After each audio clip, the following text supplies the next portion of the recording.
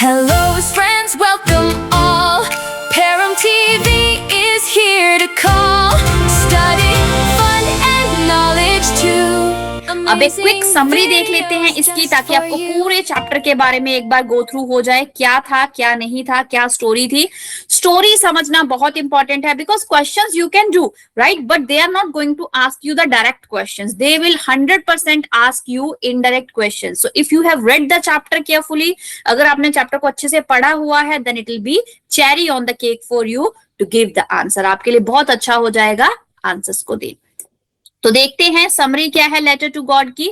A letter to God is a touching story written by G.L. Fuentes. किसने लिखी है? G.L. Fuentes ने। It is about a poor farmer named Lencho who lived with his family on the top of the hill. He was hard working man and completely dependent on his crops for survival. पूरी तरह से depend करता था जीने के लिए अपनी फसलों के ऊपर। तो एक टचिंग स्टोरी है ये। स्टोरी है लैंचो की, जो एक गरीब फार्मर है, राइट, टॉप ऑफ द हिल पे रहता है, बड़ा हार्ड वर्किंग है, और उसका और सारा परिवार किस पे डिपेंड करता है? क्रॉप्स पे करता है। One day लैंचो saw the clouds in the sky and felt happy because his fields needed rain. एक दिन लैंचो ने क्या देखा कि बादल आ रहे हैं, राइट, स्काई में उसको बादल दिखे, वो खुश हो गया क्योंकि उसके खेतों को भी बारिश की जरूरत थी। At first the rain was gentle and useful for the crops, but soon it turned into a terrible hailstorm. पहले तो बड़ी अच्छी बारिश हो रही थी, सुंदर सी, प्लीजेंट सी, बट बाद में क्या हो गया? वो चेंज ही हो गई, टेरिबल, भयानक हेलस्टॉर्म में ओले पड़ने लगे। The hail destroyed all the crops completely. अब उन ओलों ने सारी फसल को खराब कर दिया। लैंचो and his family were left with no food or money. अब लैंचो के परिवार के पास ना बचा खाना, ना ही बचे पैसे।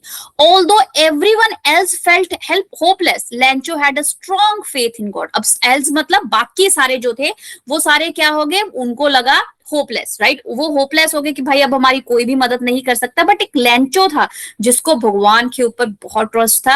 ही believed that God could help him in his difficult time. उसको लगा कि हाँ भाई, भगवान मेरी मदद करेगा इस मुश्किल की घड़ी में।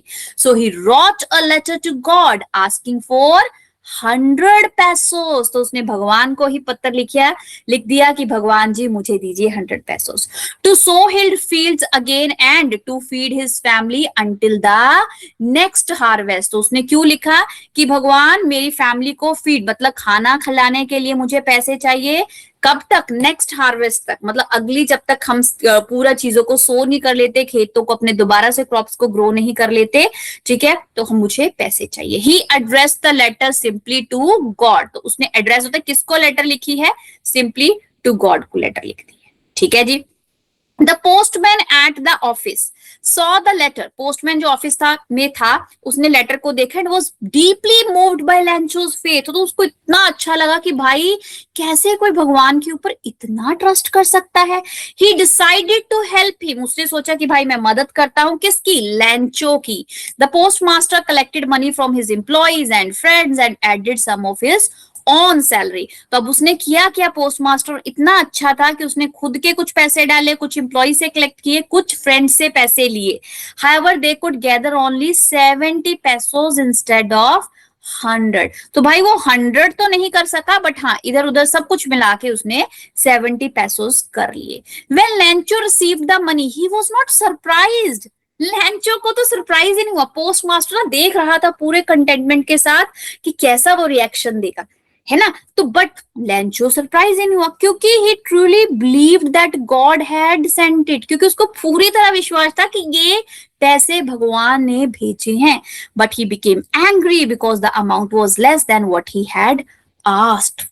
बट उसको तो गुस्सा आ गया क्योंकि भाई जितने पैसे मैंने मांगे थे उतने पैसे तो आए ही नहीं।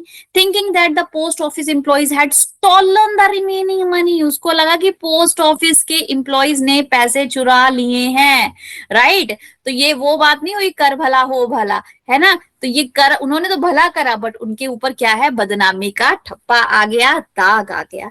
He wrote another letter to God asking him not to send money through the mail again. तो उसने भगवान को क्या बोला? भगवान जी प्लीज जो आप पैसे भेजने वाले हो मेल के थ्रू मत भेजना, because the post office employees were a bunch of crook, ये जो पोस्ट ऑफिस के एम्प्लॉइज हैं ये सारे क्या हैं, डिसऑनेस्ट हैं, ये ईमानदार नहीं है, तो प्लीज इनके थ्रू हमें पैसे मत भेजना। So this was a complete story about a letter to God. So I hope so whatever the points I have covered you got it. Even I have shared the summary as well. So please chapter के ऊपर ध्यान देना है rather than the question answer, because now you guys are in that stage to make the answers by yourself. आपने खुद answers बनाने हैं.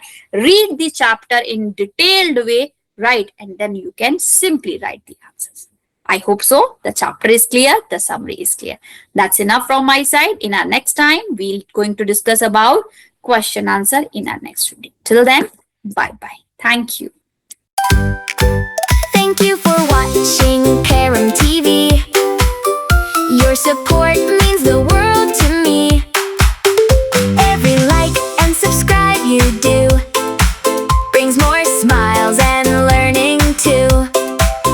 Stay connected, don't go away. More fun videos every day.